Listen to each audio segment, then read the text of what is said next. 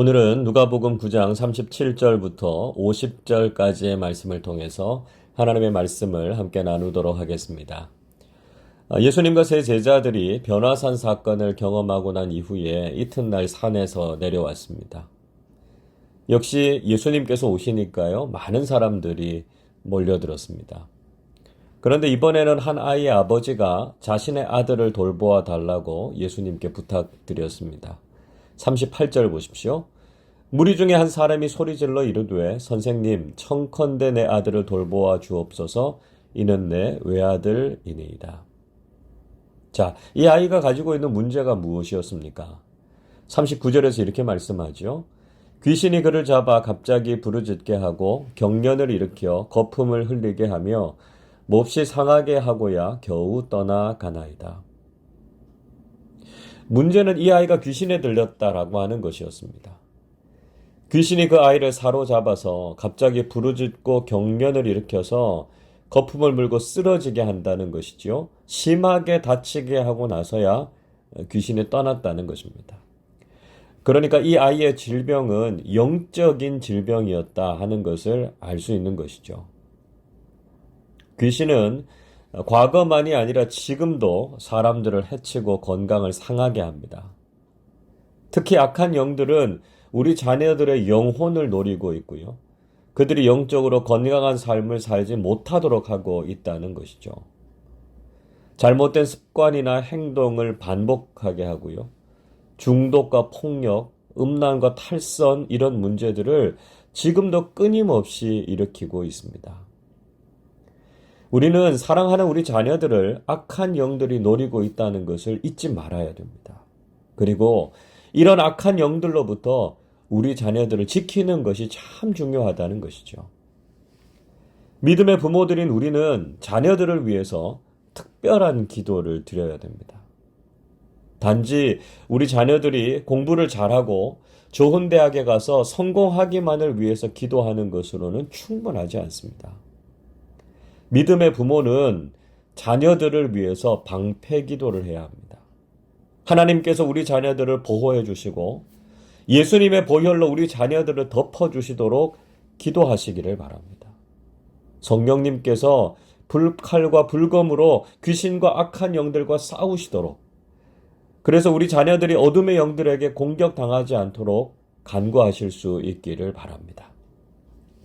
자, 문제는 예수님께서 안 계실 때 제자들에게 그 귀신을 쫓아내 달라고 부탁했지만 그들이 하지 못했다라고 하는 것이죠. 40절 보십시오. 당신의 제자들에게 내쫓아 주기를 구하였으나 그들이 능히 못하더이다. 이미 예수님께서는 제자들에게 귀신을 쫓아내고 병을 치유하는 능력과 권위를 부여해 주셨습니다. 이전에 제자들은 복음을 전하면서 병자를 고치기도 했습니다. 그런데 이번에는 귀신 들린 아이의 병을 고치지 못했습니다. 자, 여기에서 우리는 한 가지 중요한 사실을 발견할 수 있습니다. 귀신을 쫓아내고 병을 치유하는 능력은 바로 복음을 전하는 현장에서 강력하게 나타난다는 것입니다. 예수님께서 70인의 전도대를 파송하시고 난 이후에 그들의 전도 보고를 들으시고 누가복음 10장 18절 19절에서 이렇게 말씀하셨습니다. 예수께서 이르시되 사탄이 하늘로부터 번개같이 떨어지는 것을 내가 보았노라. 내가 너희에게 뱀과 전갈을 밟으며 원수의 모든 능력을 제어할 권능을 주었으니 너희를 해칠 자가 결코 없으리라. 무슨 말씀이죠? 복음을 전하는 현장에서는 사탄의 권세도 굴복하고 귀신이 내쫓기고 병도 치유되는 기적과 능력이 나타난다는 것입니다. 지금도 복음을 전하는 곳이나 선교지에서는 놀라운 기적과 능력이 흔히 나타납니다. 그러나 우리가 그저 안일하게 신앙생활을 하고 있으면 하나님의 능력도 기적도 나타나지 않는다는 것이죠. 여러분, 우리가 복음을 전하는 일에 헌신하고 그를 통해서 하나님의 놀라운 능력과 기적을 체험하는 신앙생활 하실 수 있기를 바랍니다. 예수님께서는 귀신을 쫓아내지 못한 제자들을 책망하셨습니다. 41절 보십시오.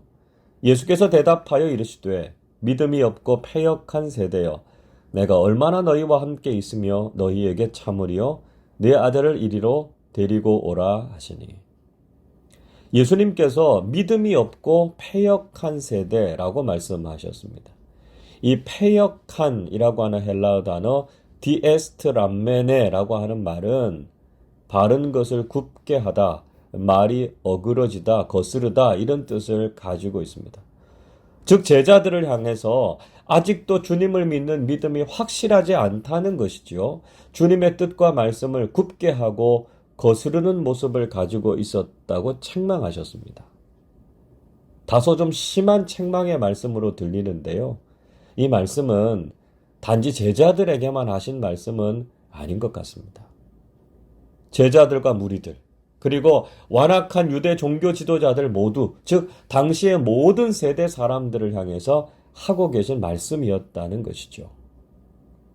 아마도 이 말씀은 지금 우리에게도 예외가 아닐 것입니다.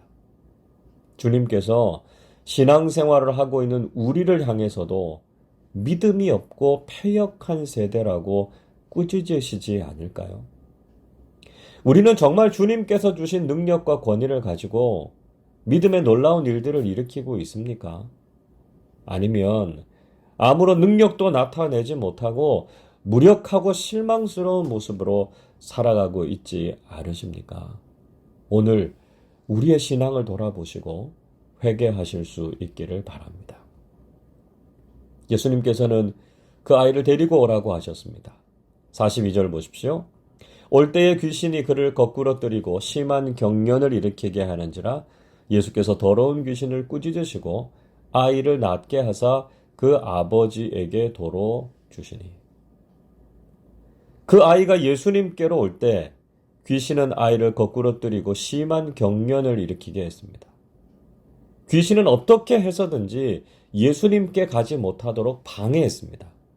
그러나 예수님께서는 그 더러운 귀신을 꾸짖으시고 쫓아내셨습니다. 그러자 아이는 회복됐고 그 아버지에게 도로 돌려주셨습니다. 예수님께서 다시 한번 놀라운 기적을 일으키셨습니다. 주님 안에서는 늘 이런 놀라운 치유와 회복의 능력이 나타난다는 것이죠. 우리도 내 삶의 소중한 것들이 무너지고 깨어졌을 때 믿음으로 주님께 나아가서 회복되고 치유되는 은혜를 경험하실 수 있기를 바랍니다. 예수님께서 귀신을 쫓아내시고 아이를 치유하셨을 때 사람들은 다 하나님의 위엄에 놀랐다고 말씀합니다. 자, 그런데 이때 사람들의 기대와는 달리 예수님께서는 다시 한번 순환을 예고하셨습니다. 44절 이렇게 말씀하죠. 이 말을 너희 귀에 담아두라. 인자가 장차 사람들의 손에 넘겨지리라 하시되. 이런 놀라운 능력을 나타내시고 이제 예수님께서 영광 중에 왕이 되실 것이라고 사람들은 기대하지 않았겠습니까? 그런데 예수님께서는 오히려 사람들의 손에 잡히시게 될 것이다 말씀하셨습니다. 그때 제자들은 그 말씀을 알지도 못했고 묻기도 두려워했습니다. 그들은 십자가의 구원을 이해하지 못했고요. 혹시 정말 이런 일이 일어날까봐 그것을 묻고 싶지도 않았습니다. 그렇다면 제자들의 관심은 무엇이었습니까? 46절 보십시오. 제자 중에서 누가 크냐 하는 변론이 일어나니. 제자들은 예수님의 고난과 십자가에는 아무 관심이 없었습니다. 단지 그들은 누가 더 크냐 하는 관심만 있었습니다. 그들은 예수님을 통해서 자신들이 세상적으로 더 가지고 높아지는 것에만 관심이 있었습니다. 그들이 예수님을 따랐던 중요한 이유는 예수님께서 이스라엘의 왕이 되시면 자신들도 높은 자리 하나 차지하고자 하는 욕심이 있었던 것이죠. 그래서 제자들 내부에서도 이런 알력 다툼이 있었던 것입니다. 예수님께서는 이미 이런 제자들의 마음을 다 알고 계셨습니다. 그리고 진정한 제자도가 무엇인지, 어떻게 하는 것이 하나님 앞에서 큰 자가 되는 것인지를 말씀해 주셨습니다. 48절 보십시오. 그들에게 이르시되 누구든지 내 이름으로 이런 어린 아이를 영접하면 곧 나를 영접하며 또 누구든지 나를 영접하면 곧 나를 보내신 이를 영접함이라. 너희 모든 사람 중에 가장 작은 그가 큰 자니라.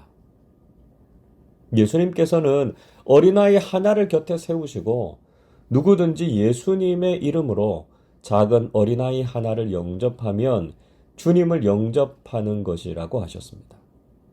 또 예수님을 영접하는 것이 바로 하나님을 영접하는 것이라고 하셨습니다. 예수님께서는 인간적이고 세상적인 기준에서 가장 작고 겸손한 자가 하나님 나라에서는 가장 큰 자라고 하셨습니다. 예수님께서는 서로 누가 크냐로 다투지 말고 겸손함으로 낮아질 것을 말씀하셨습니다. 예수님의 제자라면 낮고 겸손한 모습으로 가장 작은 사람도 주님의 이름으로 영접하고 섬길 수 있는 사람이어야 한다는 것이죠. 그런 모습을 하나님께서 기뻐하시고 하나님 나라에서 큰 상급으로 갚아주실 것이라고 말씀하셨습니다. 여러분, 우리는 어떤 모습으로 신앙생활하고 계십니까?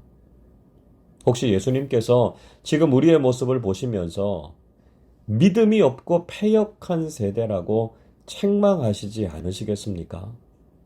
주님의 제자다운 능력이나 영적 권위는 다 잃어버리고 그저 세상에서 커지고 높아지는 것에만 관심이 있지 않습니까? 하나님 나라에 대한 관심과 가치보다는 이 세상의 것을 소유하고 그저 이 세상에서 성공하기만을 구하고 있지 않습니까? 때로는 신앙 공동체 안에서도 서로 비교하고 다른 사람보다 내가 더 크다고 자랑하고 있지 않습니까?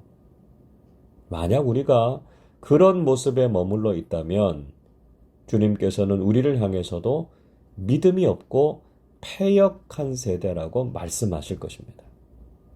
그렇다면 지금 우리에게 필요한 모습은 무엇일까요? 우리는 복음의 증인으로 예수 그리스도를 전하고 복음을 전하는 현장에서 하나님의 능력과 기적을 경험할 수 있어야 합니다. 세상적으로 크고 높아지기를 구하는 것이 아니라 주님처럼 겸손함으로 교회와 세상을 섬길 수 있어야 합니다. 주님의 능력을 드러내지만 자신을 자랑하지 않고 낮추는 겸손한 그리스도의 사람들로 살아가실 수 있기를 바랍니다. 그래서 날마다 주님께서 칭찬하시고 높여주시는 성숙한 주님의 제자들이 되시기를 주님의 이름으로 축원합니다. 기도하겠습니다. 우리를 죄에서 구원해 주시고 주님의 제자로 부르셔서 놀라운 능력과 영적 권위를 허락해 주신 하나님께 감사와 찬양을 드립니다. 그러나 우리가 믿음이 없고 패역한 세대로 전락해서 무능하고 어리석은 모습으로 살지 않았는지 이 시간 돌아보며 회개합니다. 주님, 저희들을 긍휼히 여겨주시고 복음에 합당한 삶을 살아서 예수님의 제자로서 능력과 권위를 회복하는 사람들이 되게 해 주시옵소서. 여전히 서로 비교하면서 세상적으로 더 커지기를 원했던 저희들의 죄악된 모습을 용서하여 주시고 주님처럼 겸손하게 섬기며 자신을 낮추는 사람들 되게 하여 주시옵소서. 그래서 하나님 앞에서 큰 믿음의 사람으로 하나님 나라의 소망과 상급을 바라보며 말씀에 순종하는 삶을 살게 해 주옵소서. 감사드리며 우리 주님 예수 그리스도의 이름으로 기도하옵나이다. 아멘.